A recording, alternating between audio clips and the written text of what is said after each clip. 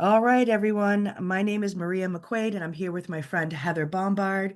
We are the podcast that takes you back in time to when your favorite Bravo shows were at their best, the early years. That's when they were fun and real and fresh.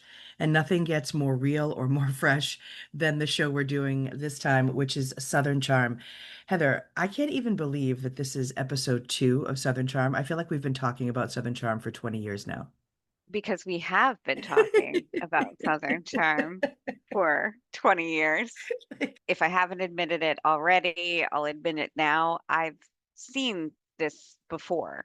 It's just I haven't revisited it in so long that I feel like I know everything that's going to happen. But this episode, I don't remember most of it. So it was like watching a new TV show again.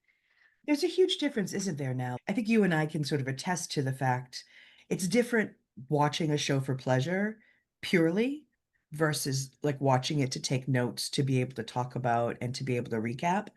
So I think that while the recapping part is more work, I find it ultimately rewarding because you see all these things and I find I'm so obsessed. I don't know what the fuck I ever did before I realized that I did not have to be deaf to use captions. Like, what the absolute fuck, Heather? Like, why was everything that I've ever watched my entire life not captioned? You Because I know, don't catch half the things that happen. I think it would be helpful. Yes. I can't watch TV with captions because I can't pay attention to what's going on the screen and read at the same time. And I think that's Yeah. because I, as a middle-aged woman, feel like I'm regressing in my reading ability. I need to crack a book more often because it just takes me a minute to process written word nowadays. You know, I'm ashamed to admit that like it's fairly easy for me, and it's because I don't think I read a lot. So I listen to a lot of books.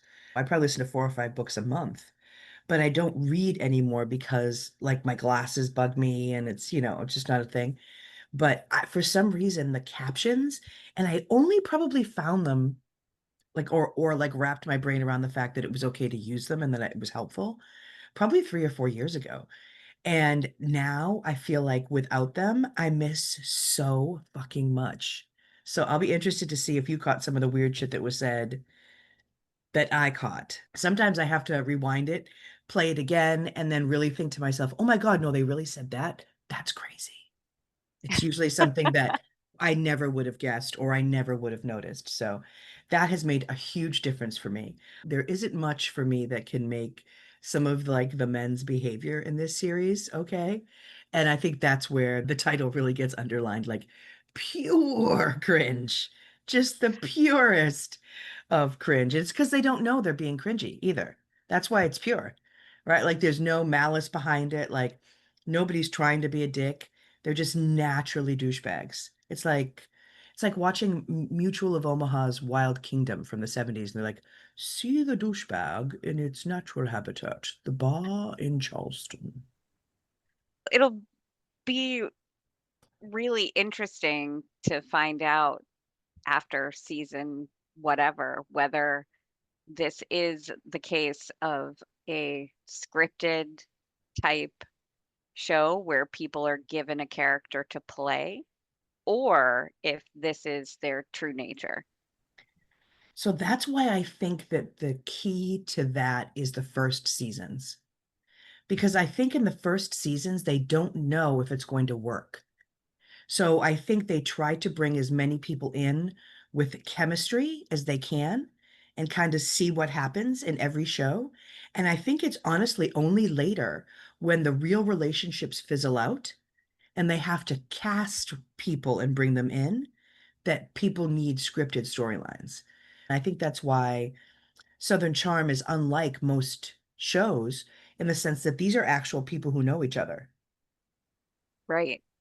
These are actual Yeah. people who are and they have different levels of friendship, but this is actually it is similar to the real world in the sense that these are all young people and we get to see their daily lives, but it's different in the sense where we see a group of people who have known each other and who have history. And I think that Yeah, history and that context kind of informs the way that they behave. And I feel like Southern Charm is more of a social experiment to watch for me because I just think it's fascinating to watch real friendships either become stronger or unravel. right. Yeah. I don't know if I should tell you this, Heather. I've always had a favorite character or a favorite Of person. course. This doesn't mean that I approve of this person's behavior. It just means that I find this person most entertaining, and that is Shep. And so, and I think it's because I also respect his intellect. I think he's a very intelligent person when he's sober. And so I went, and those scenes when he's sober, I really like listening to him speak. And I think he's charismatic, and I can get past his terrifying teeth. Secretly call him Mr. Teeth or Dr. Mr. Teeth from Teeth. Dr. Teeth from the Muppet Band. I was excited because I remembered this episode because it is a Shep centered episode. He's the linchpin in this one. It's called Shh Epic Fail. Epic fail. You can do Yes, so many fun things with Shep's name. you really can. I love the idea that someone's name would be Shepherd and that Yes, like it's just it cool. it's such an interesting name that, when I was originally watching the first one, they put on the screen Shep, but he introduces himself as Shepherd Yes. Rose. Oh yeah, because I think But that too is that time where they're trying to show us their line, how they're from they're almost like Southern aristocratic roots. their I'm lineage, I'm Shepherd Rose. If any of you thought that Shep was like Southern royalty, this episode will take care of it for you. You don't have to wait too long for him to like knock himself off any pedestal we may have put him no, on. he is candid to the core. And it's funny, I'm just gonna, make a production note now. I think it is hilarious that I'm not comfortable with a Southern accent. I can't do it. I don't know how you feel about doing a Southern accent, Maria, about your capabilities. I feel okay. Okay, but I think it's funny that both of us, when we're talking about the Southern, I guess, culture of a lineage and family and roots, Doodah. I go into a British, like, an old-timey British accent, like, oh, la di da. I think it's funny that that's our go-to Yeah. for that. Those are the only people we can think of off the top of our head who could be refined. These are the people that we The we think of. royals. Yeah. I mean, which is funny because I work with so many people because my company is from the UK. And for the most part, whenever they speak, I have to stop myself from being like, "Yes, madam," just Oh, okay, ho ho ho. well, because they send their Um, emails, cheers. I'm like, "Oh, tally ho." it'd take us forever to recap that. But we are both born and raised in New England, Yeah. so I think that our go-to also is former Yes. countrymen from Yes. England. Oh, Yes. those who raised us. Yeah. I did want to open the door a little bit to the reality of it is morning time that we're recording today. Yes. Um, Ass crack. and yes, I'm going to break a promise to you, the listeners, and I am not going to have a drink in my hand for this episode. I have made up for that with a full McDonald's breakfast meal, and I have a cake with me. Beautiful strawberry shortcake that for a minute Maria thought that I had baked, which made me proud, even though I didn't. I purchased this, but it's about a quarter of a, small 6-inch cake. So this is going to be what gets me through this episode today, not She's a booze, beauty. sugar. That's a beautiful piece of cake, dude. Not only do I Hmm. wish we were together just because I miss you, I also wish we were together because I would love to take a fork but all I have is a small piece of a So, beautiful, fresh cinnamon and sugar dusted apple cider donut and a mm, fresh Coke. So I think between the two of us, we've got enough sugar to keep us going for this one. So we hope you guys enjoy the episode. We're going to dive in. We start in the early morning with Thomas Ravenel and his Toyota 4Runner, which surprised me. I guess I always expect for people who are really wealthy to be driving like super, super nice cars. But it's funny when I think about it, everyone that I know who is actually wealthy drives just like the top of the line mid-range car. Yes, it's only the aspirationally wealthy that need to show their wealth through their car. I have a few friends who sort of came from money and their parents drove like Oldsmobiles. And my Yes, that's father was like, had to have Cadillacs. My mom had to be driving a Jaguar. Do you know what I mean? Like, because he had to show it off. So it's yeah. funny to me when to see Thomas, who's undoubtedly a multimillionaire, probably in the hundreds, maybe even considering his generational wealth, and a forerunner. And he calls his father to check in, Arthur Ravenel Jr. And so he says that he just met the South Carolina governor. Yes. Oh my As you do. gosh. First of all, the fact that their intro greetings are dad and then, "Hey man." That caught me off guard. I So thought it was cute. so funny. The cutest thing ever. But yeah, he says in the cutest way that went to some fundraiser. He went to a fundraiser, for the governor of South Carolina because some Yankees had for her this fundraiser, and he gave her a little money. Gave her a little money. 20 bucks. I don't know. Do It we definitely see wasn't a him in this Lincoln. picture? I can't, do we don't see him, do we? We just hear his voice? No, yeah, it's coming through the speakerphone, so yeah. Okay, yeah. Like, so what, hearing him, I remember thinking he was going to look completely different than he did. And I'll talk about it when we see him. I think I was expecting Colonel Sanders. It's funny because for every ancestor that they bring up in the show, they'll flash a picture, especially if they're talking about their political careers. But those pictures are from back when they Right. had those political No careers. doubt. So that was the image that I had in my head of Arthur Ravenel Jr. or the bridge. The bridge or that image pops into my head when I hear his name. So that was what I was expecting. I wasn't expecting when we meet him later in the episode that he was so old. But let's all remind everybody his son is 52 in 2014. So But Thomas, not for the first time this episode actually either, says that he admires his father. He talks about his admiration for his dad, and he tells him that he's meeting a young lady in a disto, and that's a town. That's where his plantation is yes. in South Carolina, to teach her polo, and that she may be his future wife. Future Mrs. T. Rav. It's Yes. so strange to me. Is it me, Heather, or does his attitude around this feel a little junior high? He feels very immature around the idea of relationships and women. You know, uh, Unfortunately, I went down my own dark rabbit hole about this topic, and especially him and his quest for the next wife. He's on a quest for the accessory that he needs to Yes, further his political career. you're right. And you can hear that in the way that he talks Yep. about what it would mean to him. It's time for him to get more serious and settle down and get married and procreate. Honestly, every time this topic comes up, especially his approach to it, going to show us a lot. And honestly, I don't know about you, Maria, but what went through your head when he said he's going down to meet with a young lady to give her a polo lesson? Who did you think that was? And I went, who? Who is he going to meet? I thought it was going to be Catherine. Well, The why would you time, think that, Maria? so this is a good time. I'm glad you're calling this out. I am going to be saying this to you multiple times throughout the episode.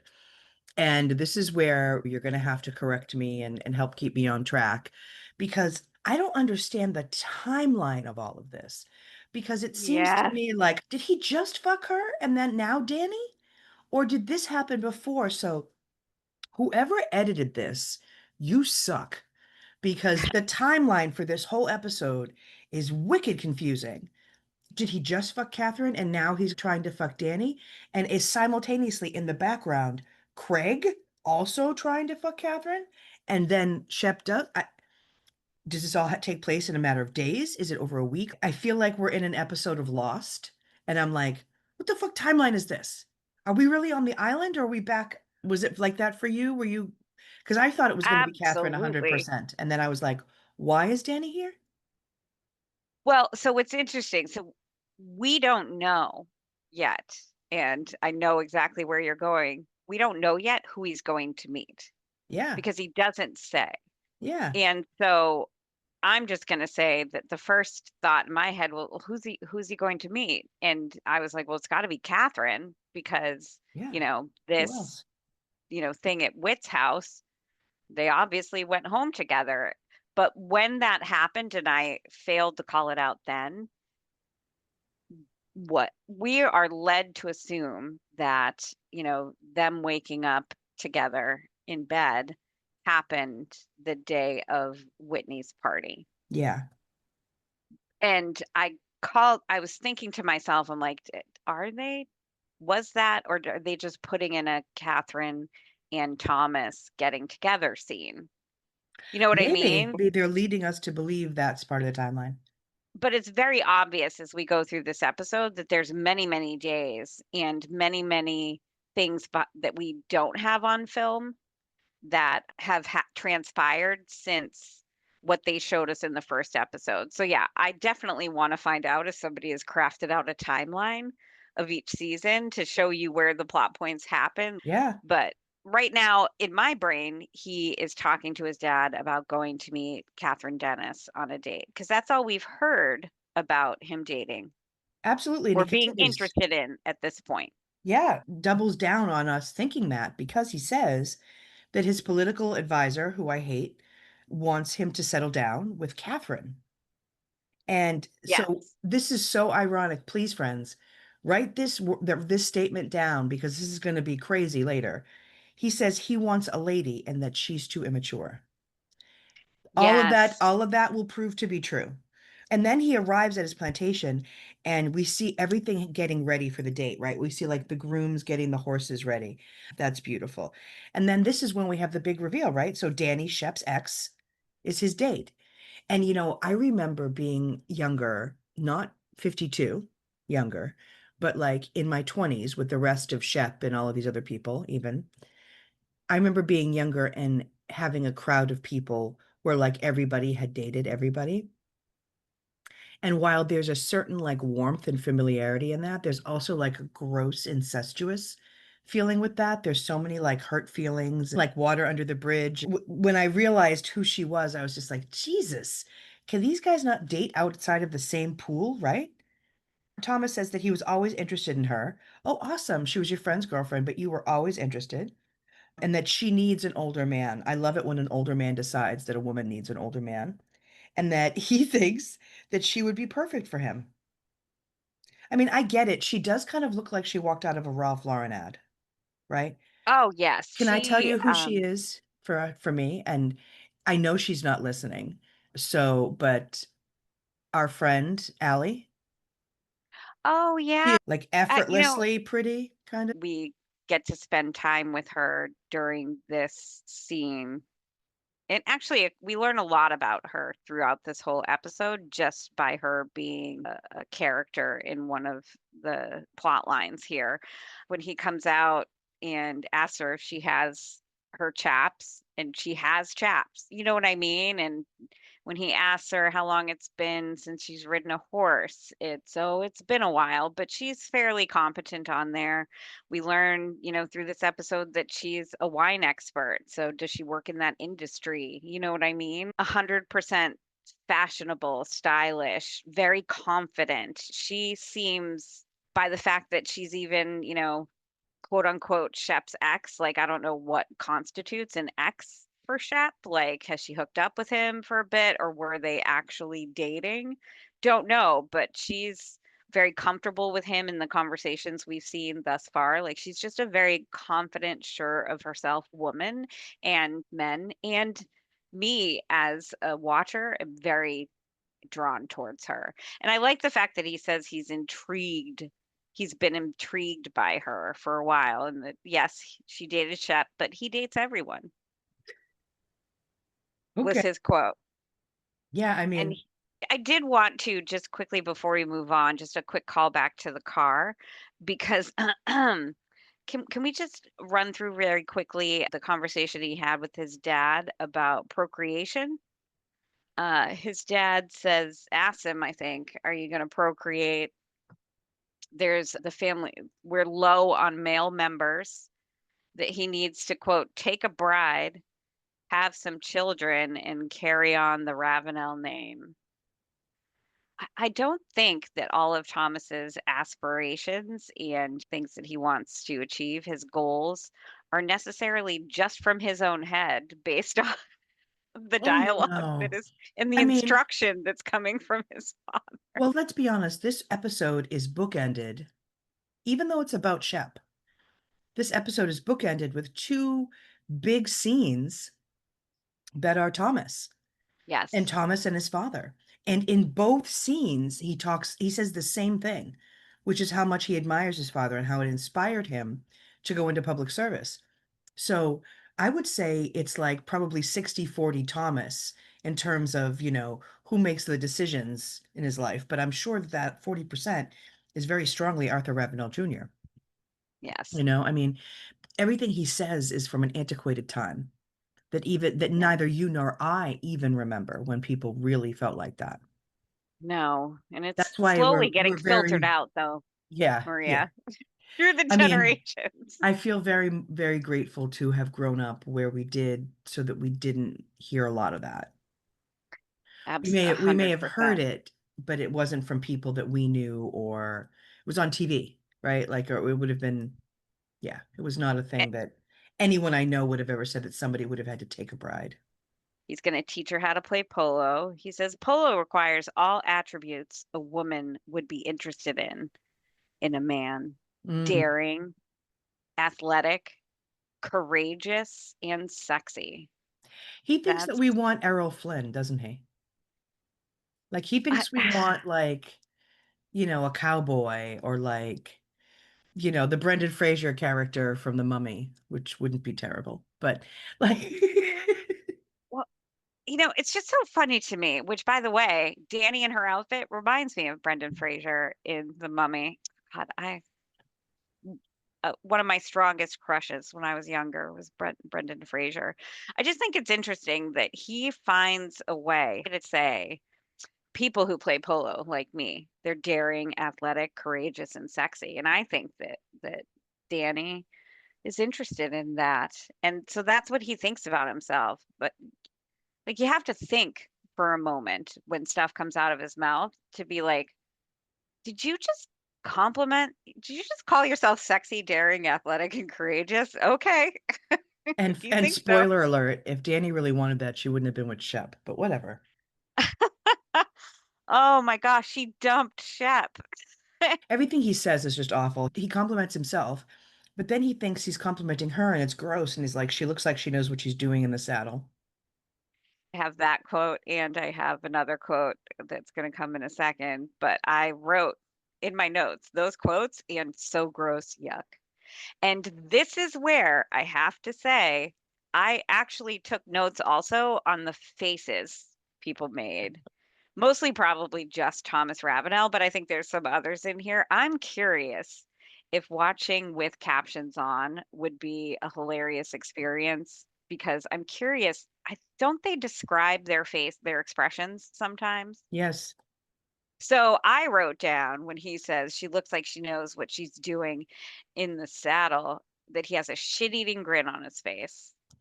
I'm curious moving forward what Yeah. captions say about people's expressions. Like, I know what you want. You wouldn't get it. And then he lets us know, in his monologue that he's hoping that this is going to evolve into an evening together. He's looking for an Gross. he's looking for an evening opportunity. He can't Yeah, have it. I feel bad because I don't know if at this point already Danny knows that she doesn't want to do anything with him. 100%. I think she's caught off guard entirely that he has any romantic intentions. toward her. I Yeah. think that she feels that they're friends. It's going to become very apparent. I was so excited when they transitioned from this to the next scene because I was uncomfortable. Yeah, honestly, it's because Thomas just has no self-awareness that it feels almost like a breath of fresh air to move to a different scene, especially with Cameron and Craig. It's lighter, right? It's Wait, it's lighter, it's safer. It's always going to include a restaurant, which I love that. They're slowly teaching us about the culinary scene in Charleston. Thank you guys. And so they're waiting yeah. outside of Hush restaurant. She's waiting outside for Craig, who is still drunk from the night before. Shock. And so Cam says if you live in Charleston, there's an expectation that you will go out every single night. So I feel like being in Charleston at this time would be like being in college because I felt like there was an expectation like that in school, that like every night everybody was partying. So then Cameron asks Craig what he did the night before and with whom, and he says he isn't sure she'll approve. And then he says he has a kindergarten crush on Kathryn right now and that he never hooked up with anyone with purple hair, but he's interested. Oh my gosh, I totally wrote down that purple hair thing. I think that it's funny because him thinking that Cam won't approve of his choice. Yeah, And it just, it's funny because I think that's a knee jerk and necessary question with her friend group. Yeah. And that, Craig was still drunk when you get up. Yeah. Because he 100%, we learned from episode one, it lives up to that expectation, feels that he needs to live up to that expectation to remain friends with these guys and get any time with him because he has severe FOMO. So the solution is brunch to him. I think they go into another conversation in a minute about age, but Cam does say about Kathryn that she thinks she's really sweet, which I don't know if that's a dig or if Cam's being genuine, but I like Cam. Cam was my favorite in this because she's the only person I felt like I could relate to on any level. sure, sure. And so I think she's being genuine. I think she's a genuine person. She is there'll be a point, not just, spoiler alert for later seasons, where she will not be so happy with Catherine and she will 100% let her know. Yeah, 100%. I think that's why a lot of these relationships work is because Cameron is there to be the truth teller. right. She's our surrogate, right? The audience surrogate. And she tells us right away when they talk about their ages and he's horrified that she's going to be 30. Right. It I calls remember her being that. old. That's Yeah. old. I remember being that age. I remember being 21 and working at someplace and working with someone who was 28 and thinking they were fucking ancient. Like I couldn't even imagine what 28 would be. But Cameron has a really good read on Craig. She's very charitable in it, right? She says he's Yeah. cute, but he has a lot to learn about women. And she asked how long his longest relationship was, and he said 3 weeks. Yes. And she makes a comment, well, just in general, she thinks that the thick Charleston air messes with her friends, male friends' minds down there. Well, and Craig is, to your point, trying so hard to fit in. Yeah, It's nearly, as we saw, almost costing him his job. yes. And it's not like he works in a 7-Eleven, right? He's an attorney. So Yeah. it's not just a job he has. But it's funny, there are different levels of light, right, in this show. And depending on the combination of people, the casting of scenes, right? Sometimes the chemistry is awesome. And I love the chemistry with Cam and Craig. I would love to go out to brunch with them. Yes, absolutely. I think that their relationship, at least from what I'm seeing this episode, is very sweet. Like Yeah, very brother sister. totally, totally. I will say one of the people who tends to be, I don't know what I call it, scene death, or like he's not the opposite of comedy gold, whatever the opposite of comedy gold is Whitney. Mm, Any scene Whitney is in is like automatically awkward and strange yes, and creepy. makes me feel like I'm watching an episode of The Office, but the UK version. I'm wincing and I'm kind of looking in between my hands and I'm like, oh fuck. Yeah, he's cringy for our sake. Oh, Every scene that he's in. I'm thanks, curious Whitney. if there's something going on there, like, I think why that's he's who he so is. weird. I think he's Yeah, weird because the way he was brought up. I think, he has a weird like mom, like Oedipal thing with his mom, where he's like somehow in love with her and like his best friend and lives with her, but like uses her money and doesn't really establish an identity separate from her and tries to do a million different things and is never really successful.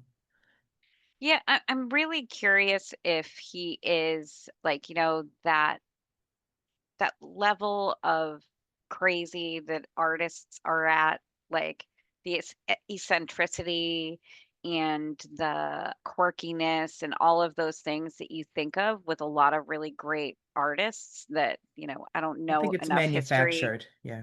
Yeah, well, so yeah, so sometimes like there are like Picasso or, Andy Warhol, Sure. like there are, larger than life characters that burst out through art. That's how that gets expressed. And then there's folks that play that character. And I don't know if Whitney is, that, filmmaker, artist, musician, you know, creative soul that's, just that awkward thing, or if he's just that awkward. I don't know. You guys can't see me, but I'm shaking my head. Whitney, for me, is a dilettante. Like he's a wannabe. He's a never was. He's in a million different projects because he can't find success.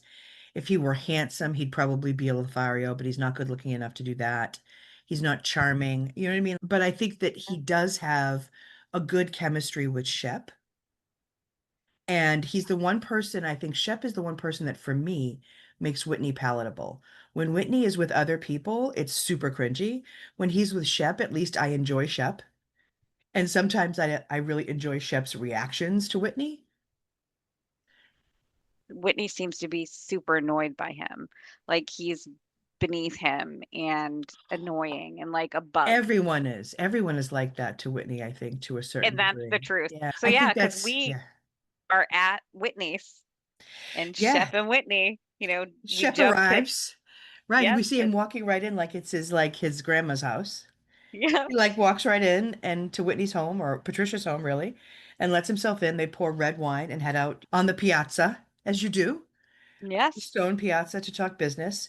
And I really should do the air quotes for business, uh, Okay. or or call it business when it's those two, because what they want to do is they want to open a restaurant or bar. It's hard to tell. I think that they want to do a restaurant and bar. And, Shep, it's so funny because Whitney is very quotable, even though he is obnoxious. He has some things that he says that are like sometimes so graphic. And you guys know I am so raunchy. But this guy, sometimes he says things that are so graphic to me that I'm like, Jesus. And this was one of them where I was like, if I was his mother, I would literally hit him on the back of the head with a cricket bat.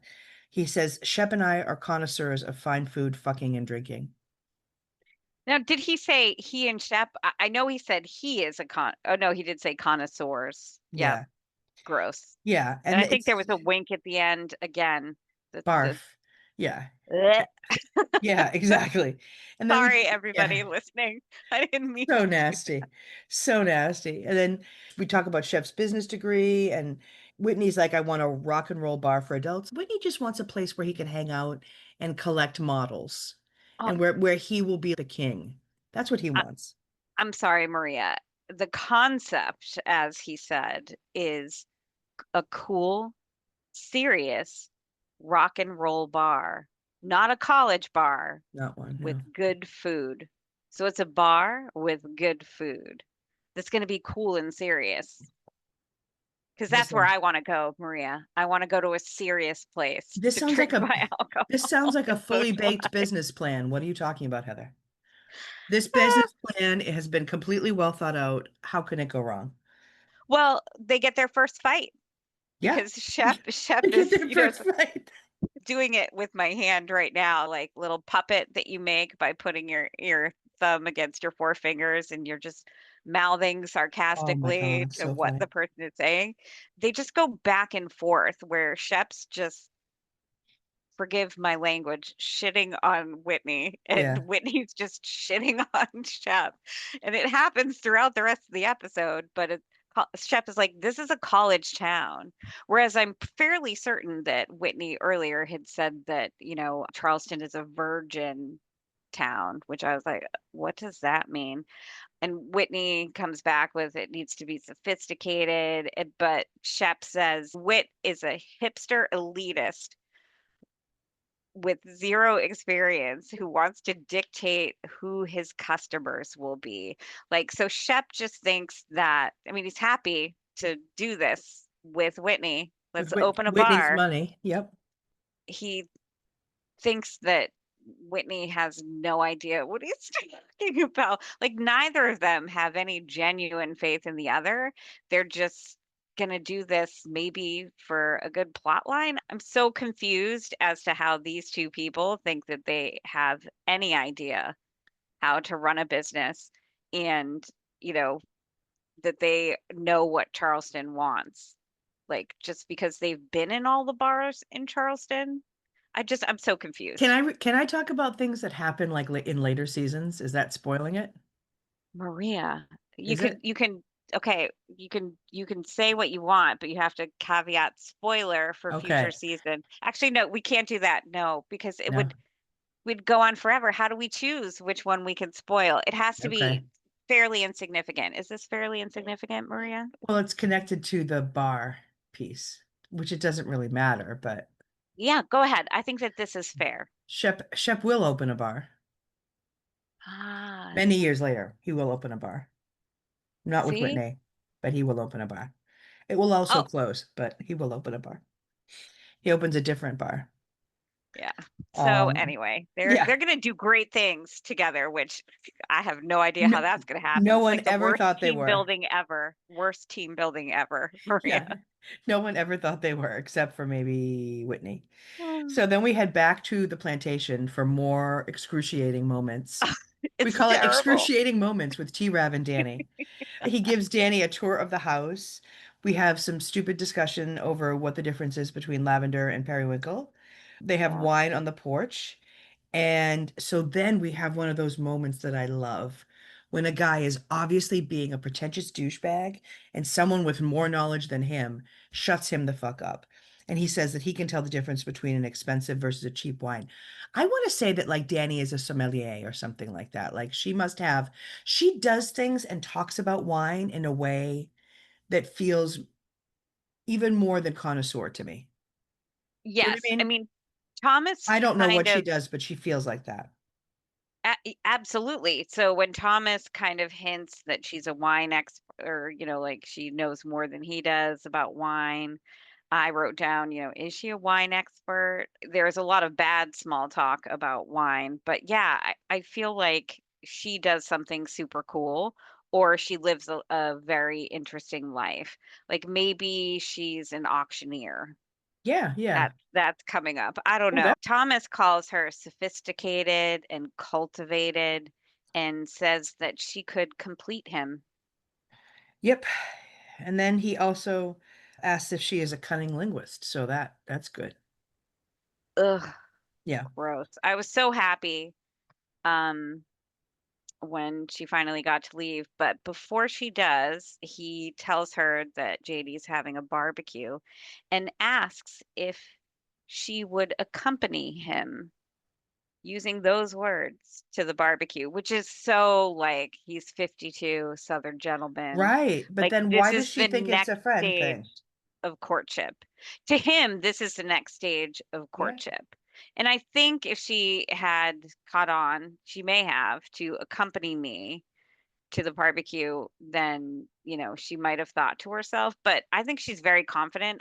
I'm not worried about her in this situation. Whereas with other characters on this show, if they were in this exact situation, I would worry about them. Because he says, True. do you want more wine? Obviously, he already told us that he's hoping that he can seduce her tonight. I was very happy. He does mention that, he has spare rooms, and she's like, no, shuts him down quickly and And answers the yes, I'm okay to drive, which she'll hint later in the episode that she's, experienced and she knows what her when to limit is. stop Yeah. so that she can drive home. which could be scary. Like maybe she's been in too many situations where she needs to make sure she can drive herself home at the end of a date, or she's really experienced with wine and is around it potentially professionally and, understands exactly her, Yeah. intoxicating limits. Who knows? Well, and I think also too, there's such a culture as we hear of drinking in Charleston. In the cult, Yes. that's just who everybody is. So I can understand how you might want to be the person or someone has to get the car home. And then we head right back. Thank God. I mean, thank God these like plantation scenes are right. Click, click, click. Gotta Yep. move quickly away from them. Right back to Whitney's house. I have to start really saying what the truth here. I apologize. Right back to Patricia's house, where Yes. Robert is making blueberry crisp. Michael, the Yes. butler, who I love, sets the table, and Whitney grabs red Yes. wine, a $2,000 bottle of red wine, as you do. Yep. And then we meet Brandy, Whitney's strikingly attractive personal assistant, probably fucking her. Just the way that she presumes, I feel like she's having sex with him. Do you know what I mean? Like she's very like, yeah, you know what I mean? Or she feels very confident, like interrupting the mother or doing whatever. Like, because when Whitney tells Pat that he and Shep want to open a Mexican restaurant, Pat's like, hey, it's a little out of your realm. And she has that Yes. Julia Sugarbaker, Dixie Carter kind of moment. Yep. And then, Pat doesn't like Brandy times 10, right? She says it 1,000 times. I don't like her. I don't like her. Oh, also, I don't like her. Yep. And she asks about the movie project that he was supposed to be working on. There's this amazing moment where when they're eating, Brandy like interrupts Pat. Yes. The side eye that she got from And I was Patricia like, was chef's kiss. Mwah. I literally sat there like I was watching a tennis match and I was like, oh, and I kept looking at the two women because when she did it, I couldn't believe it. And that's what makes me think she's fucking him. Because she's so brazen. Do you know what I mean? Ugh, She's too comfortable in their space. yeah. So when she's introduced as his personal assistant, of course she's going to look as good as she can because she's on TV. I don't think she's on TV often. But because she's his personal assistant, like she'll have that level of comfort with him that may not require them to be together in that way. She definitely, though, has an air of she belongs, she's like family type thing. Because, I mean, I forget how old is Whitney? He's in his 40s, right? So I don't know how long she's been his personal assistant. Like if she's new to his world and that's why Patricia hates her, or if Patricia's known her for a long time and that's why she hates her. Like, I just don't know their relationship. I don't know if we're going to get to know their relationship, but it's very close with Whitney to where she is just oozing, I belong here all around that house. And I don't think that Patricia's very cool with it. Yeah, I don't think I'd love that either. I don't think I would love I that just don't either. know what to make of her, honestly. No, and I'm not sure either. I'll be interested to see if we get to know her more in subsequent episodes. Yeah. But then we have another sort of quick little light, meaningless, sort of fun filler scenes where Craig and Shep shop for swimwear with Colby. And they're talking about MJ and that she hasn't returned his text, and which I think is kind of a red flag. I don't know about you. And then Shep says in the confessional, because of course Craig thinks he's like giving advice to Shep. And then Shep says in the confessional like he likes to fuck around with Craig and play dumb with him and let Craig think he's helping him. What do you think about that? Like part of me this is where I can say to you, like, this is the part of it where it's like my relationship with Shep is real because I know that I don't like a lot of the things that he does. I like Shep, I think he's smart, but like stuff like this, I just think is really not even cringeworthy. I just don't think it's cringy. I just think it's like mean. It's like mean-spirited, or there's something there for me that just doesn't feel good. What am I overreacting? What was your feeling there on him saying that? it, it, all of these relationships, except for a few of them, 1.5 episodes in are like super toxic. it's a weird thing, I think, and I'm sure I experienced this in my 20s, too much to unpack in one episode, but it's just relationships in groups of single people can get messy and complicated, and there's too many different aspects to each of their relationships in play. There's the I'm your friend part of the relationship. Then there's the I might want to be more than friends part of the relationship, attraction to other people in the group. Then there's sibling type relationships that might be there. Intentions are all over the place.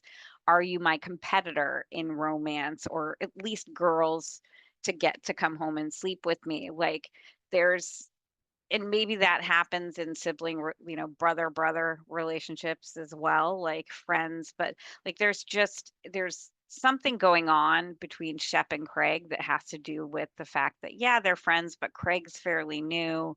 They both are competing against each other for the same population of women, and these folks are all just spending every moment judging each other and trying to one up each other. So it's just like it's really, really weird, the whole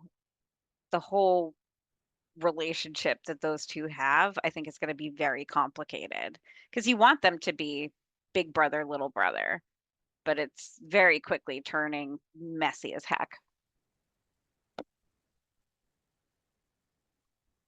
It's just not fun to see them like that. I feel like Shep takes mean pot shots at Craig in a way that feels like elder brother, but with Yes. like with a level of cruelty. No, I just want to say that what comes out of this is we're starting to see that MJ's not as into Shep as he is based on the No. analysis that goes on.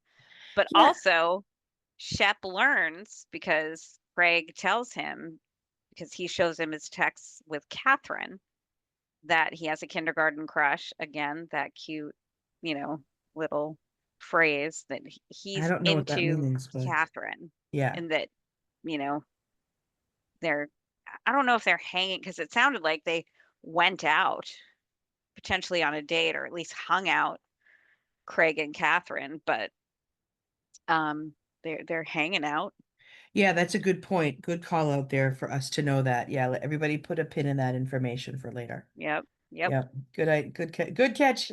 That's why we pay you the medium-sized bucks, Mrs. B. Yeah, but then we head back to the kitchen. Oh yeah, and I have to say, when Michael brings out, when we're back at Whitney's house and we Michael brings out the fried chicken, it reminded me so much of my trip to Gatlinburg. We went to this sort of dinner theater, and it was called Hatfields and McCoy's. And it was Oh, literally like a whole dinner theater, but the food looked very much like that. It was like endless amounts, all you can eat of fried chicken and mashed potatoes and corn and biscuits and, banana pudding and sweet tea. And, so Michael brings out basically a Southern feast, which looks yeah, amazing. And it Pat sure starts to does. tell a story. Pat tells them a story, and this was where Brandy gets weird. Pat tells them a story about wanting to book a luncheon that would include T-Rav, and that when the location found out that T-Rav was going to be on the guest list, they denied the booking. And so Brandy interrupts, and that's where Pat is pissed. But Yes. Pat is surprisingly naive here because she says that she is actually surprised that people aren't more forgiving about it. She says there's over 150 churches, but there's not a lot of forgiveness, and that Whitney and she believe that Thomas has paid his dues. Yes. Whitney describes him as great and nice, and that he gets a bad rap, and that T-Rav is a lightning rod of hate in Charleston, which is, as Patricia points out, nicknamed the Holy City because of how many churches there are in, you Yeah, know, I'm surprised that she really believes that, though. I would take her for a little bit more practical than that, I guess. But maybe she's just optimistic. I I think that when given the opportunity, this cast of characters, or hopefully a lot of them, will show that they're loyal to their friends. Yep. Think of any scandal that happens in the public eye. If you know one of those folks, you'll see, either their friends are sticking by them or they're not. So I think at this point, Thomas and this group, they've made it through his big scandal, his, life falling apart and all that stuff, and they're all still friends. So this is his quote true friend group. So that's what you'd be saying about somebody who you knew before a scandal happened. Like, you give them that trust and benefit of the doubt. Absolutely. And now But not Michael, everybody feels that way. He no, is I a was just lightning gonna rod of say, hate. I'm like, sadly, not everyone is a friend of T-Rav. Michael shows up with the dessert and the conversation shifts. Pat wants to Yeah. talk to Whitney about getting married. She says she wants grandchildren. She says she has pets instead. This is where another Whitneyism where I'm like, God, would he just shut the fuck up? So he says that it's emasculating to have these conversations and that it's like she's stepping on his scrotum. I was like, too Oh, graphic, dude. Too graphic. is this where he says that she wishes she could, open them open, what, up and extract the nodules to have grandkids? Yeah. And I was like, "How are you a guy?" Like, is this isn't something that men call Yes. sperm, Yeah. right? Like, so are, is there something wrong with you, Whitney? Like, I was like, who says that? Especially a dude. Like, does It's he just think you're, gross. It's does just he like, gross. what was his education? Is this how he thinks? Like, is that what he, nodules? Is that what he thinks? I Like, it's can't. just so I weird. can't. He's high. Yep. He's gross to be talking about that. Brandy and Whitney chat after dinner about Pat's disappointment. Just kind of a throwaway scene. Things with Whitney are mostly throwaway when they're just with Brandy because she's not a linchpin to the rest of the cast, right? She's No. an extra person. It's like Whitney, even with Jenna, is the same, right? Because she's not integrated, fully integrated with the Right. cast the way that, like, say, Cam is. So then we see Shep going surfing, Folly Beach with MJ. The whole fucking gang shows up. We got your Craig, you got your Leva, you got your Cam, and you got your other friends. Everybody's Yes. there. Shep is whining about the fact that MJ is not giving him a lot of attention. This is the first Oh, of two times he will tell us he is needy. They yeah. wax his board together, and his charm does not seem to be working on MJ. Neither are his teeth. Then we go back to Neverland, aka Thomas Ravenel's house, where he is sweating out the bourbon on a treadmill and in his home gym. And then JD calls to invite him to dinner, and he tells him that he will bring Danny. And so then we see T Rav's bum in the shower. Does he think, Ugh. Heather, that being filmed in the shower with his ass out will help his political career? Like, I what? think I think What? he thinks that he's the male lead in this show and that his body is what the girls want, what the girls need. Oh, God help us. God help us. I know. Now we go to Terrible. my absolute favorite part of the episode. This was, I thought this looked like so fun because I also, like JD, really love to entertain. Like I love to like plan out what I'm gonna have. I love to decorate. I love to set the table. So we go to JD's house where he's doing just that for a Sunday dinner while fiddlers play. I wish I could afford that. I love that. He's sweating like a fucking whore in church though. And then so Thomas shows up and starts looking at JD's kids and he talks about how for him, JD's lifestyle is something that he aspires to. Yeah. And yeah, which I think is, I mean, I get it, especially at his age. Well, he mentioned before when they were sitting down having drinks that he really admires, JD's transition to marriage and settling down and his, growing family. And it's just, I think that JD is who he's modeling what Thomas Ravenel, future politician, again, life should be. Yeah. Like Yeah. I mean, he's it's, emulating in a, single white female way for all you folks who were born before 1990. yes, Like, I think he's single white female in JD. Like, he's like, he I'm wants his going to make life. my life exactly like this. Yeah. And I can understand why from the outside it probably looks awesome, especially Yeah. when you go home by yourself, right? So Danny arrives looking like Allie, super chic. Yes. And we find out, and it was really strange because all of a sudden Thomas is asking how old JD's kids are. I thought they were like best friends. You don't know how fucking old your friends' kids are? What? I'm sorry. So, Maria, Really? sometimes Okay. there's this biological mentality that's inherent in men and women where men can, be quote unquote really good friends with someone, but know absolutely zero detail about their personal lives because they don't care. Oh, Like okay. it just doesn't interest them at all. Yeah, because like if you asked me all of a sudden how old my kids were and you knew me for years and knew me when the kids were born, I would think, what the fuck? Um, but yeah, this is just a terrible, this whole evening is just a horrible audition to be T-Rav's like girlfriend slash wife. Yes, and I just want to say that when he was talking on the phone with JD before, before that infamous shower shot, he did mention that he, would like to seal the deal at the dinner. But What of does that course mean? not rush things. Ha ha ha. Yeah, as we will find out in, not so eloquent Gross. words, like he needs a test run to find out if he can ask Yeah. Danny to marry him because this is really turning into a transaction I for was just gonna T-Rav. say this is a transactional thing. Yeah, 100%. He's trying So to make something happen. Yeah. he's Gaston Yeah. from Beauty and the Beast, 100% in this Oh show. my God. Good one, Heather. Yes. Yeah. I mean, and I just here's the have to thing. pick one. Yeah. And here's the thing, like Danny, by all accounts, is a cool person. Even JD says that he likes Danny and that she's a good person. And I like Danny. you Do know, you like Danny? we all like Danny. Danny probably would like us too, but just doesn't like T-Rav. I will say the food looked great at this dinner. And it looked like the kind of fun dinner that I like that lasts until like late, when you're outside with Oh, your friends. yeah. It looked great.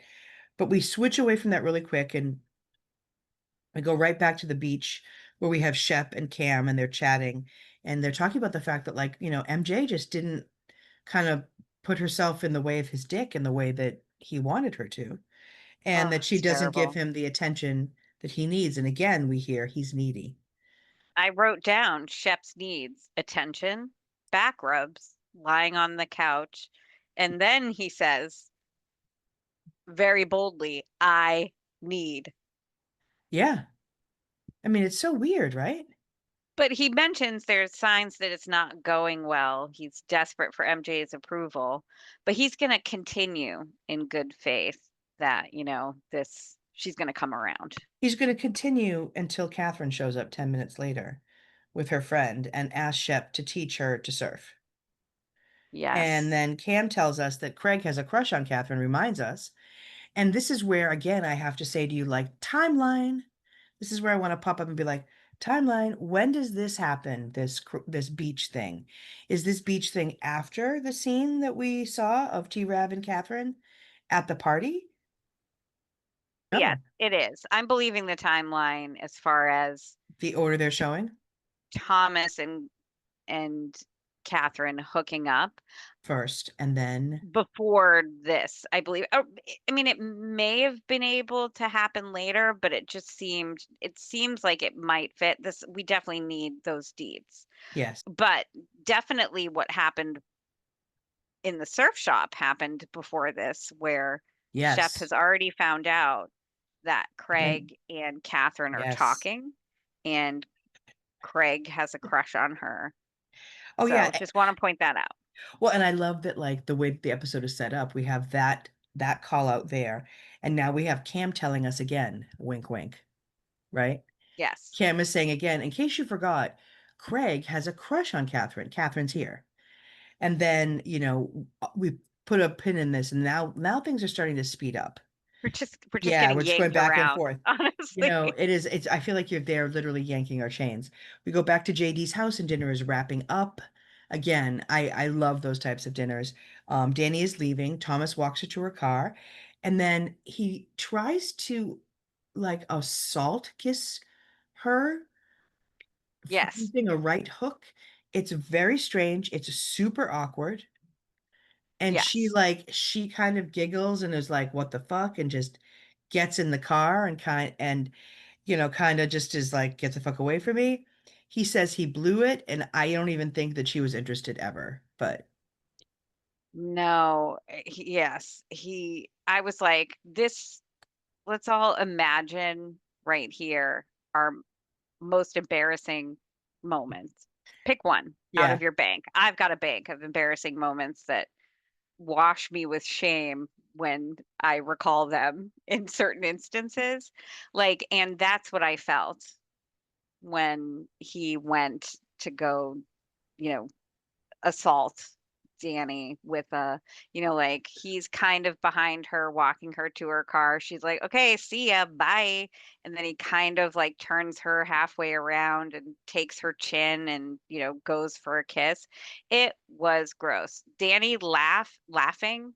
I was like, that's what happens when somebody's coming on to you and you're trying to get away. Like our instinct sometimes Yes, for some yes. folk is Yep. to laugh in nervousness. Because we want to make And light of it. We don't want to upset them. We just want to get away. and but he recaps here again that he, really wanted an opportunity to kick the tires. And As you just do, that, Heather. like this again, I have gross all over this page. Heather, Like I it just wrote just underneath, he wants to kick her tires. Gross. yes, yes. It's Gross. literally the same thing. Like Gross. Just gross. I'm having a hard time Thomas is hard to love. continuing. Yeah. I have to be honest. That's why I think I really connected with Shep, and actually like Shep, Craig, and Cam. I love their little triumvirate of doom. But T-Rav, he is hard to love. He is because he comes from a place that I don't recognize, and he behaves in a way that I don't condone. And it does not get better, in my opinion. It gets worse. The cringe of this for me is watching him spiral. We see Leva and Cameron talking real estate, and they are joking that they want to sell houses to Whitney and Shep, meaning these are two suckers with more money than they know what to do with, and they need their commission. And I approve of that. And Oh, then yes. then we have our second, our bookended meeting and chat between T-Rav and Arthur Ravenel Jr. They go out for the day, and so he talks to his dad when they're sitting down at a cute little restaurant about returning to public service. And again, this is again almost the same things that he says previously. He says he was inspired by his dad and that he saw his father's success and wanted to emulate him. But Thomas really does seem naive about his chances. And so this is when they sort of move over and they start talking about how Thomas wants to be a father, and he talks about Danny. And this is when I realize, Heather, when we have like a lingering shot of Arthur Ravenel Jr., I realize who he is. And I'm not sure if you realize who he is, but I know because you are the master of being able to look things up. Thomas's father is 100% the preacher from Poltergeist 2. Ooh, let's The, see. the guy who comes to the door and talks to Carol Ann and sings to her. No, no, no, no, no. I will not have him. He is one of the few characters that I find frightening. Like he is a scary man, scary as fuck. That guy is so frightening, and he looks like Arthur Ravenel Jr. But Arthur Ravenel Jr. is the racist version of the preacher from Poltergeist 2. Oh, yeah. I wrote so many things down. I just can't. It's interesting that when he's telling his father about the recap of his rejection by Danny, you can tell he's really not used to rejection at all. And this is funny because this is where his dad tells him how to overcome You that get her pregnant. rejection. Get her Get her pregnant. pregnant. and if he has a boy child, Boy child. which are the words that he Got a boy used, child, I'll give you $10,000. I'll give that boy child $10,000. It's just, I don't know. $2. I just honestly, it's, I don't, Yeah, it's a lot. there's a level of friendship with folks that you have to be at that you're willing to laugh off terrible behavior, that if a stranger did that in front of you, Yeah. you would slap them across the face and call them out and never speak to them again. You know what I mean? Yeah, Like yeah. it's just so interesting because T-Rav's behavior and other people's behavior, I'm sure, as we continue on, is so terrible that like this is why he's a lightning rod of hate, in the community because he's not a good person. Right, right, right. Yeah. He's He's a a bad man. womanizing, misogynistic, Yeah, felon. yeah. Like it's just gross. And again, they go to pay and I'm Mm, thinking to mm. myself, they both got tea, sweet or not, and seafood platters. And yes, this is 2014, but I'm pretty sure those weren't $10 a piece. I'm pretty sure that it's probably a very expensive thing to have a seafood platter. They're not poor. I forget if it's T Rav or his dad, like, oh, can you give me a five for the tip? And I'm like, that's not enough tip. Like, why are I you can't. over tipping? You're on national television. I couldn't understand when he said that. I was like, $5. I was like, what the fuck did he take him out for a coffee? I would tip that at a cafe. I would tip that at a cafe for like getting a couple of fucking espressos and a few Yes. pastries. Like I would fucking tip that there. That's Like 2 beers at the crazy. bar don't Yeah, require more than $1 a beer anymore, but, like, just at least a fiver. that's And nuts. he doesn't, though, call them fivers like No, myself. I don't know what you no. call fives. His father points out, "Yeah, get rid of that Lincoln." Yeah, and we can guess why. Yeah, it's just and it's like he looks at us after he does it. Like he looks right at the camera. Yeah, because he thinks he's He hilarious. does. He like literally is winking to us. And so it was just, I was thrilled to get away from the preacher. And, I'll put you this way. Oh, The scene was so gross that I was welcoming Whitney and Brandy, who I think are gross as oh, well. Whitney, Brandy, and Jenna. Yes, they show They're up at at Tabbouleh. Tabolini. Ta Tabuli or Tabolini? I thought it was Tabbouleh with two It might U's. be just Tabuli. I might have just thought that wasn't enough. Whitney is going to dinner with 5 women in an outdoor dining area. Oh, which, by the way, T. Rav and his dad, Morgan Creek Grill was where they Oh, were okay. having their outdoor seafood platters.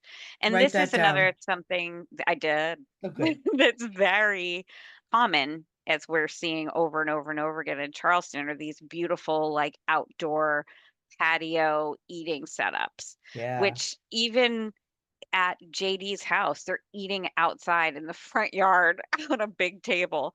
And to me, I'm like, that place has to be full of bugs. How are they sitting? Like, do they just eat with flies all over their food? What's going on? But yeah, They to probably have it bully, treated. They probably have their area treated. And they I don't probably, know. yeah, but no, you're right. They have tons of gorgeous outdoor seating.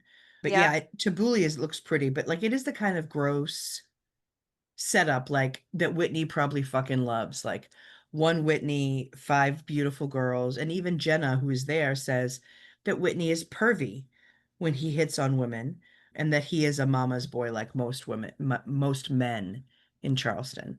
And then she says that they start talking about what his type is, as if anyone gave a shit. It's not high school. We don't care what this old man's No. type is. Who cares?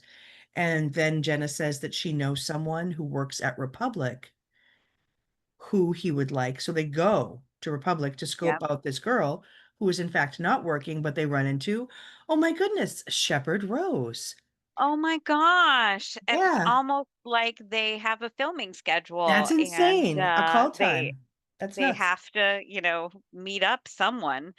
Sometimes though you do just run into people and that may happen. There, but yeah, they go because this Michaela who works at Republic is the perfect girl for Whitney, who is used to dating models, like he used to do that, but now he's looking for the mother of his children.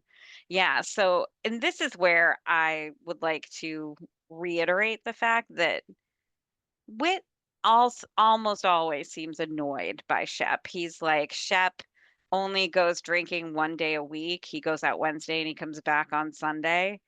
He just seems annoyed by him. Shep would be a trillionaire if he worked instead of, doing all this. So, not very quickly, I'm sure, in the timeline of their real life, but, Jenna and Whitney leave. And Whitney asks Shep if he's going to be able to make the 2 p.m. meeting tomorrow. And Shep's like, of course, I'll be able to make it. Where we all get that flashback to Shep waking up at 1:36 to go surfing in the first episode.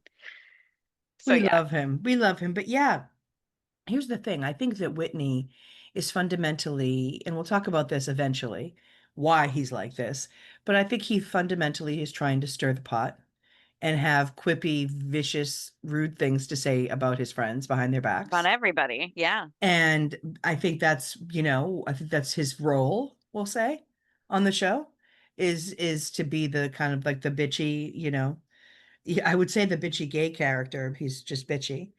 And then all of a sudden Shep comes back in and meets up with Kathryn. Kathryn looks awful in these early days. She looks like drawn, like she's and incredibly thin, like she might be anorexic. She doesn't look well. Yeah.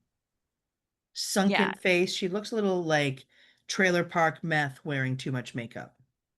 Well, I mean, watching her in all of these scenes so far, the ones where alcohol are involved, she's wasted. I mean, Oh she yeah. obviously has a bit of an alcohol problem in these episodes that I've seen so far. Shep runs into Catherine, but she's so drunk, it's a sad flirting scene. Like she corrects him in ways that you would do if you're an early 20s drunk off your ass young lady. Like he says something to her and she's like, I'm a woman, Oh, it's horrible. woman.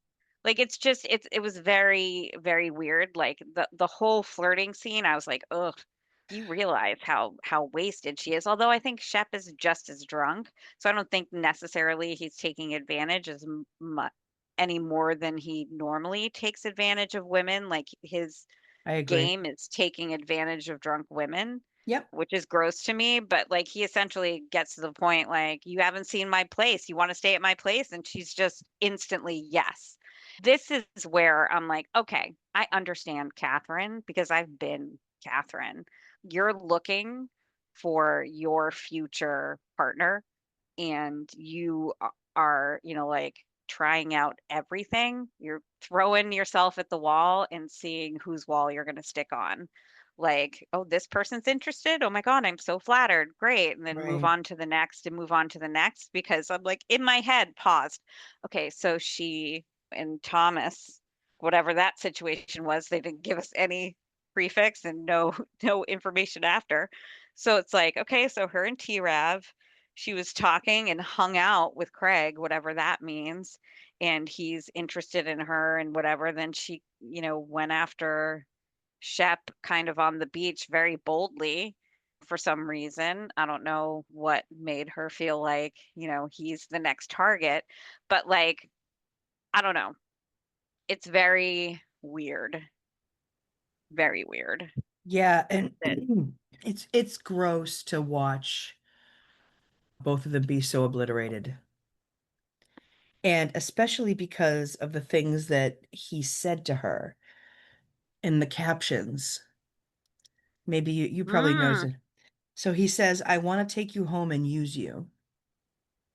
yeah, didn't get that. Oh, I checked it 3 times. And then No, I've I mean, watched his face. It it's was not as horrible. obvious. It was horrible. And then, do you want to stay at my place? And then the friend with the statement necklace looks horrified. Yeah. And her statement necklace literally must weigh 40 pounds. Then again, we have the next day, we're at Bowen's Island restaurant. We see Cam meeting Craig for lunch.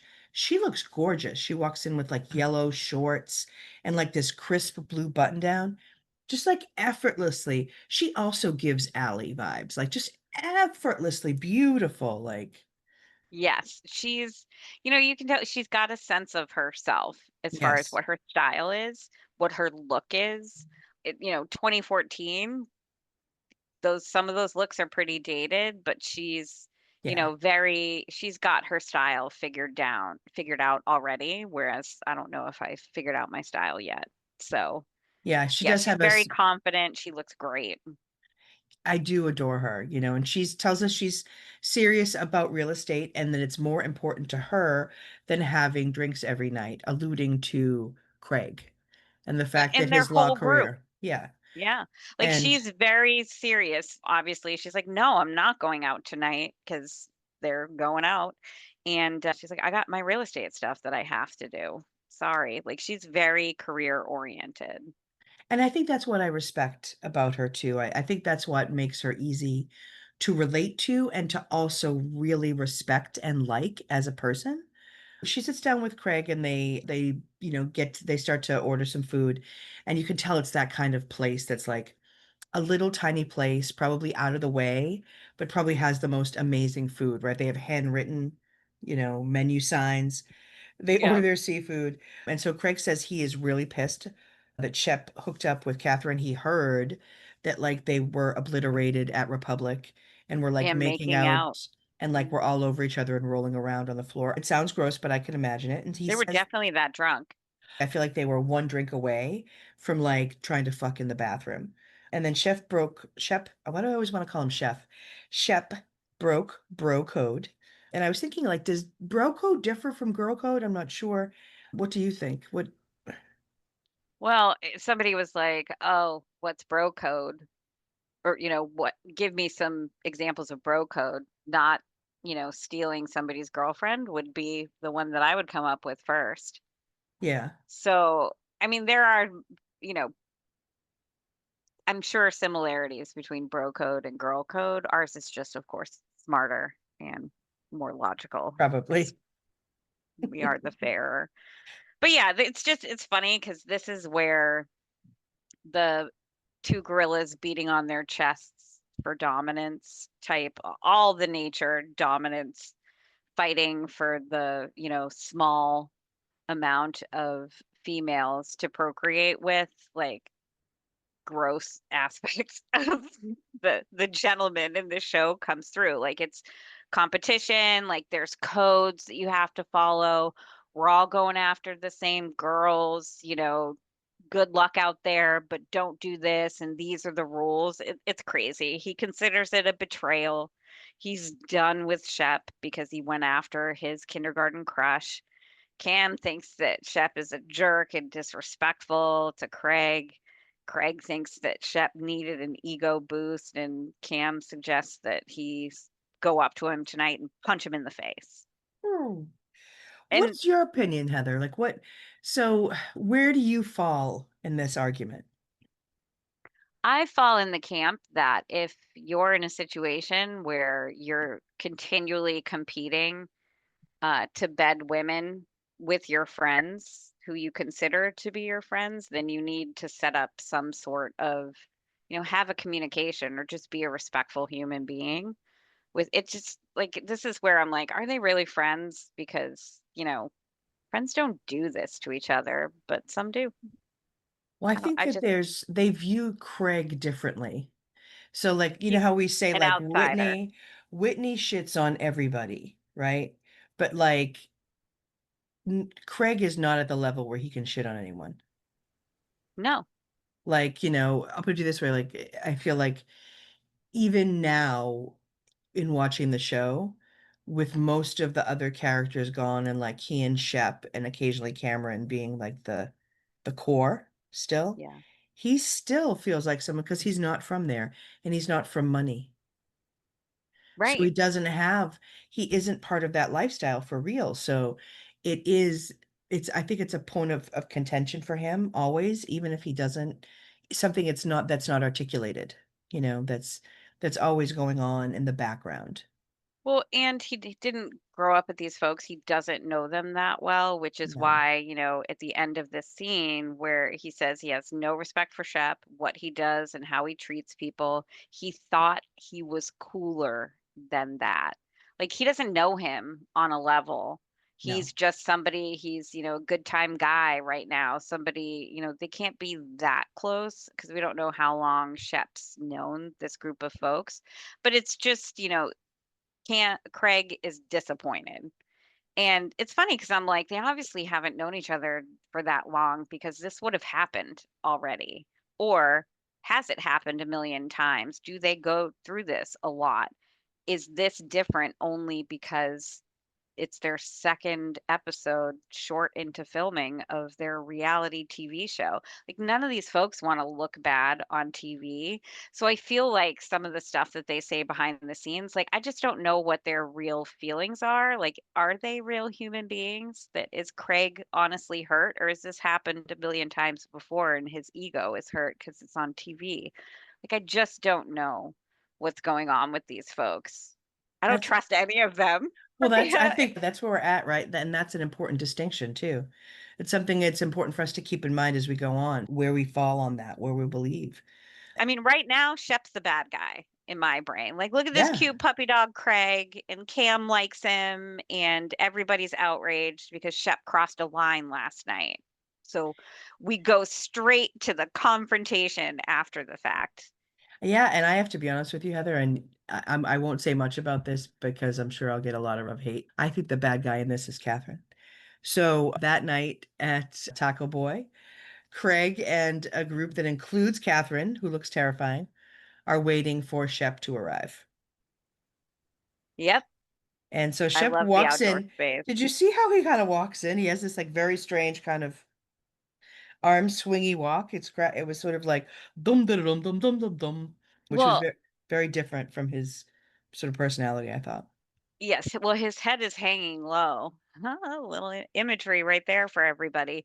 Like, it's just you can tell through the, those other background character conversations with Craig, like we're hearing, murmurs of the Yeah, hookup between, which snippets. apparently was last night, we're led to believe.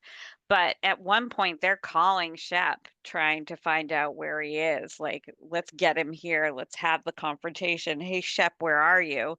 And he doesn't answer. We cut directly to him walking in. Like, he's looks like he's heading in to like An Judgment intervention. Day. It's an Judgment Day. it's Like, a you have to it's an now intervention. explain, how you banged Kathryn last night. That's all people are going to be talking about. Oh God, ugh, what did I do? Like that just seems like what's happening. So, and we get right into it. Oh yeah. Kathryn's there, drunk, very obviously drunk. Like I'm like, she's drunk again. They're trying, her and Shep are trying to pretend that like nothing happened, like asking each other fake questions about how did you even get home last night? Like we all know you guys went home together. Like It's everybody okay. knows Nobody apparently cares. now. Yeah. In less than 12 hours, I'm sure you and I are going to fight about Kathryn. I have to say, she's not innocent.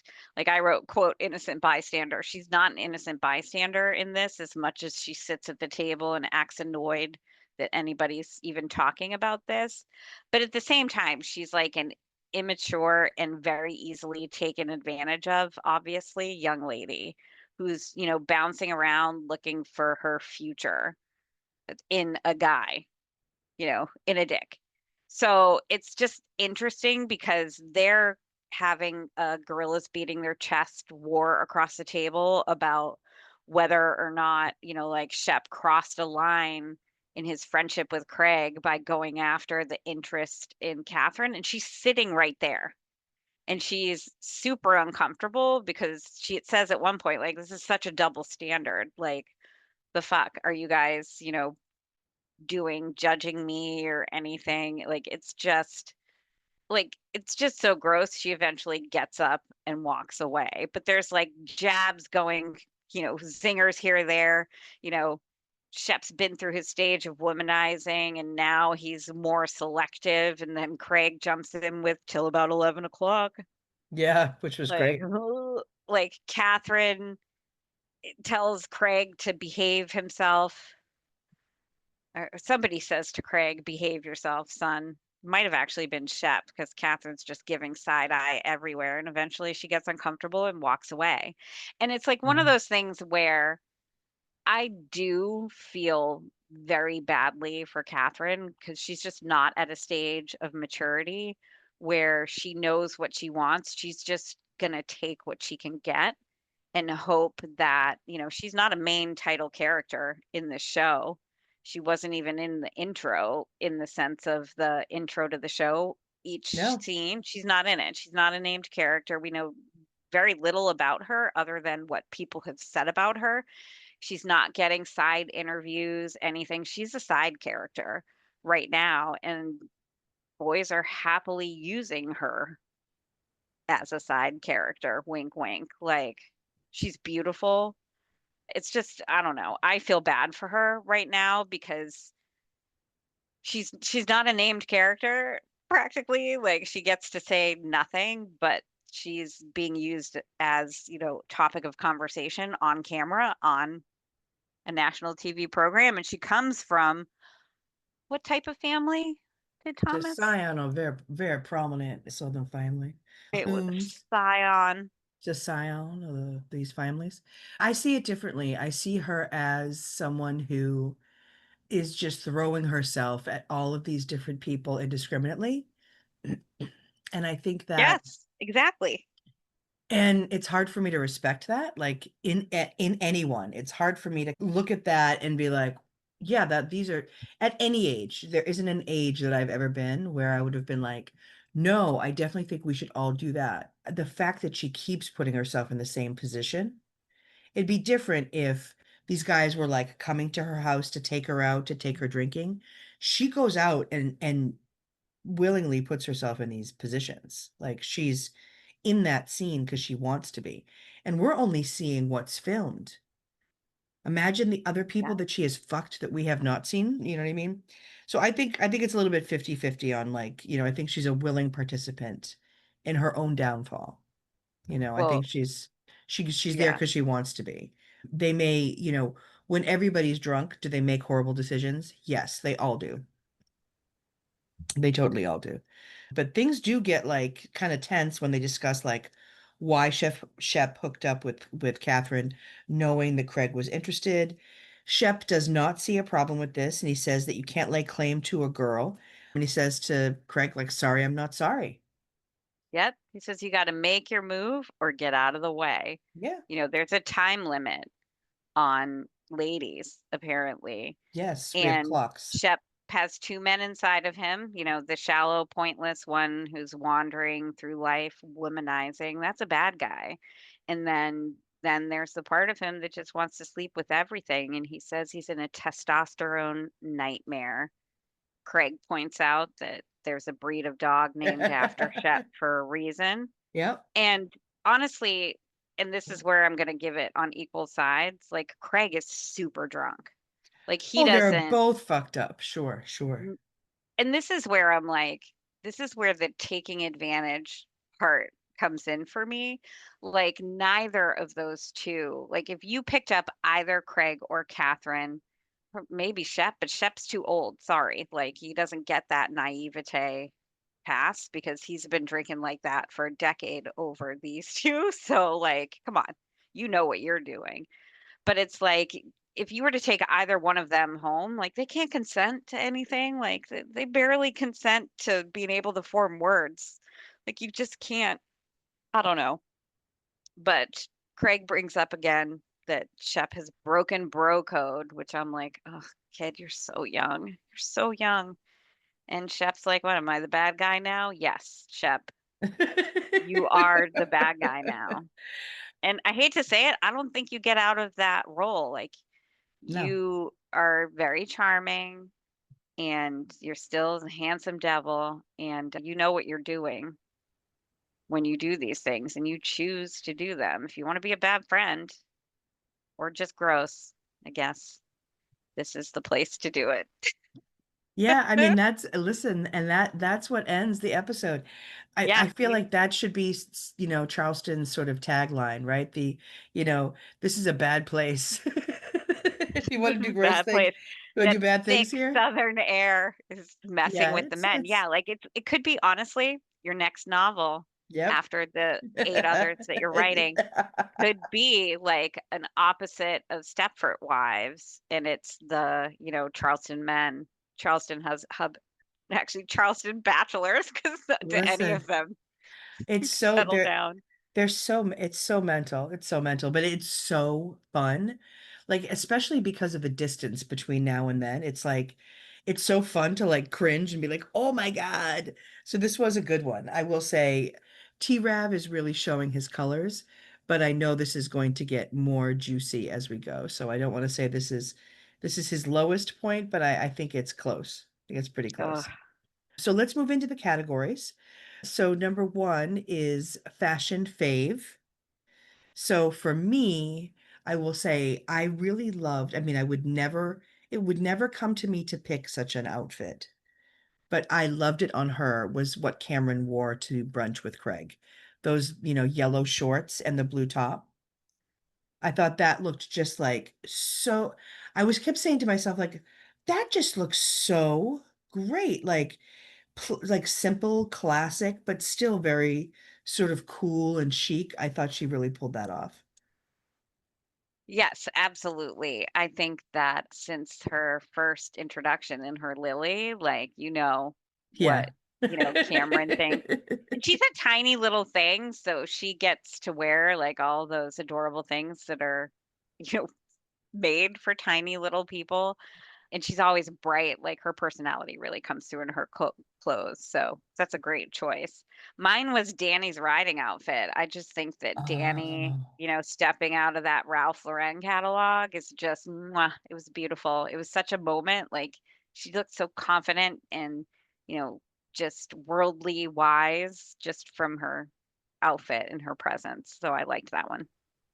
yeah, I think everything Danny wears, again, similar to Cameron, when it's plain, it's just very, very chic. So I think Danny's great too. It was a great choice. Wish we were there. I have to say, Heather, I love this category that you came up with. I love the idea of thinking back to some of these great locations. And we do see quite a few like cool places, whether it's a restaurant or, someone's home. So this is where we figure out where we wish we were. I'm a petty bitch. And I really would have loved to have been seated around the table at Taco Boy while that Oh. last sort of tense argument was going on. I can imagine me sitting there just like stuffing nachos into my face while it was going on. They say people, yeah, have popcorn. I'd be doing nachos. I would have such a good time. And I also thought the Taco Boy looked like a fun and cool restaurant. I loved sort of the lighting outdoors. It just seemed like it had a fun vibe. It's always gonna be Patricia's house. Like, Oh, I want Robert, the chef, and Michael, the still unnamed on screen butler, putting together extravagant dinners for me for hours. So much so that I thought that when they started making that meal, they were sitting down for lunch in the middle of the day. No, no, no. It turned out to be hours later. This fried chicken amazing lunch is served. So all of the places, Bowen's Island restaurant, Folly Beach, like all of the places, I was like, okay, I put them all on my list, but I want to be at that dinner. And then the afternoon porch sitting and on the veranda talking to Shep. I just want to be at Patricia's place. her place is so cool. Like the gardens. Oh, it's just, oh. And apparently there's no bugs anywhere, so let's go. Yeah, but I was gonna say, as long as there's no bugs, I will tell you that from my little time in the Carolinas, that there are always bugs. Next, are you ready to share with us our spotlight for this episode, Heather? Oh, Ms. Cameron Eubanks, the Mm. voice in all our heads, the, sister from another mister that you always wish that you had. at least for the cast of characters in here, yes. So we decided to highlight Cameran Eubanks just because she's like a voice of reason, a confidant. She should really just be the narrator. Maybe she becomes the narrator. I'm trying to think. Maybe I'm just projecting. So yes, we figured we'd talk about Cameran Eubanks. And so let me start with fun facts about Cameron. Yeah, so Cameron, who we learned already, is 41 years old. And I'm just going to go back and share with you the facts that we got about Cameron in the beginning. Da-da-da. Yes, she's born November 21st, 1983 in Anderson, South Carolina. Her family was in South Carolina for 10 generations, and she's the self-proclaimed modern Southern woman who in this, series so far is going into her real estate career. Like Over too. all the time that I've watched Southern Charm, I told you I relate to her the most as a character so far in season one and did when I was watching it in the past. Okay. But when you open up her, like just Google her, which is interesting because Cameron's information and a lot of the cast's information is scrubbed entirely from Wikipedia, which is why I'm bouncing around to multiple tabs to get her story back up because I don't know why. Like, I don't know if it's a career type thing, like where people control their presence online, but there's no like, Cameron was born here and did this. Like, you don't get that deep dive that you get normally from Wikipedia on the cast of characters, which is some of them is interesting. But anyway, when you Google her, her profession comes up only as author. So maybe, like, if she's distinguished as an author now, maybe she's the one because I can't think of another person's voice I want to hear going through my head from the cast right now. I was just gonna say Craig would be, I know Craig has a book. I think Shep does too, but I don't know, yeah, if I could handle. And her book is really like an advice book, so I think it's sort of cute. And her probably, written in her very practical, matter-of-fact way. Yeah. So Cameron, yes, I will get down to a book that she wrote in a moment, but she joined the cast of Southern Charm in 2013 and got married in 2014 to a gentleman who I don't know if we can spoil, does not appear on Southern Charm Nope. ever. Nope. He is apparently a doctor, so I'm sure he wanted to keep himself off camera for whatever his personal, but potentially also professional reasons as well. Mm, Like some people are like, this is reality TV is never a good look. yeah. I've seen Real Housewives. Like, I don't know, thank you. I'm not going to be on television at all. But yeah, so she got married after she joined the cast. So maybe that's in a future episode. I don't remember, honestly. But so she had a child, a daughter, in 2017. And she ends up leaving Southern Charm, the show, but after season 6.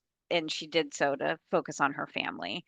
In 2021, she published a book which is a collection of essays titled One Day You'll Thank Me, Essays on Dating, Motherhood, and Everything in Between, where she shares her personal insights into her experience with relationships, pregnancy, and motherhood. So yeah, she might be a good read. She did get licensed as a real estate broker, as we have seen already, and she worked in that field, but her real estate work is something that she's doing, as well as maintaining a very big social media following on Instagram, Twitter, and she's constantly sharing aspects of her life. She's a very public figure in that way. I'm trying to think. So she published her book in 2021, and then in 2022, she partnered with a clothing brand for a women's collection. Clothing brand is Tucker Nuck. Tucker Nuck? I've never I've heard of heard it. of that, but I don't know what kind of clothes it is, but I've heard of the brand. Yeah. So she is essentially now, yes, real estate agent or real estate broker. I don't know what the difference is in South Carolina. She's raising her daughter, has not apparently divorced Same as to Jason, right? her husband. Yes, Jason Wimberly is his name. Yeah. He is on her social media because she is a, I don't know, other people proclaimed, not just self-proclaimed influencer and lifestyle expert. It does say here also that she is a hyperhidrosis advocate. So she speaks openly about her experience with hyperhidrosis, which is excessive sweating.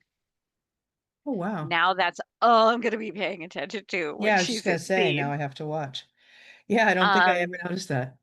Yeah, so she has collaborated with pharmaceutical companies to raise awareness on the condition. Oh, And so I'm sitting on her Instagram right now, and it's a lot of pictures of her. well, Here's some good. friends, I think children. I'm She glad has a she's doing well. I like her a lot. meme or something on the front that I don't want to open because I'm sure it can't be bad.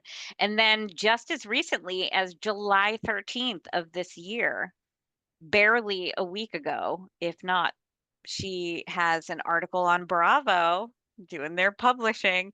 Is Cameran Eubanks planning for baby number two? See her honest Ooh, response. So she obviously has yeah, social media empire going. good. I'm glad. Yeah, so seems like she's thriving. Oh, I'm glad. I'm glad. That was a good spotlight, Heather. No, I think it's Thank cool you. to be able to do these little deep dives. And then let's wrap up with most cringeworthy moment. And I feel like there were so many to choose from. And I landed on Arthur Ravenel Jr.'s sort of wink to the camera about Abraham Lincoln. Oh, yes. I thought that was Honestly, pretty gross.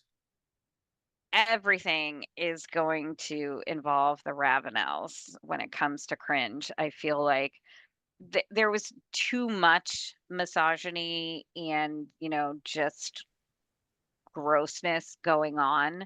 So that I tried to pick the scene that really encapsulates the, you know, entirety of the situations. And I'm choosing the gross groping kiss of Danny. Like that's if you're gonna have a meme Yeah. for, a little GIF to represent this ugh, train wreck of an episode, it would be, that just assault on Danny, that poor girl. Oh, I know. I know. The poor thing. That's a great one too. I agree. I think that would have been in my top three. It was a cringe fest this time. Hopefully everyone enjoyed the level of cringe. It was pretty high on the episode. I'm hoping it was juicy enough for everyone to chew on. I feel like there was enough cringe for us to have leftovers on this Yeah, particular episode. Everyone, please take a moment to give us a review on whatever please. platform you listen on. And thank you for joining us on this adventure. This season is going to be really fun, full of cringe, full of misogyny, and full of super weird, petty fights, and obviously a lot of drinking. So if that's your jam, please join us. So far we have great family lineage and hookups. Let's see what comes in episode 3. I have a feeling it's going to be hilarious. Thanks for Can't joining wait. me on this one, Heather. It's been great to hang with you. Talk to you soon, guys. Bye. Bye.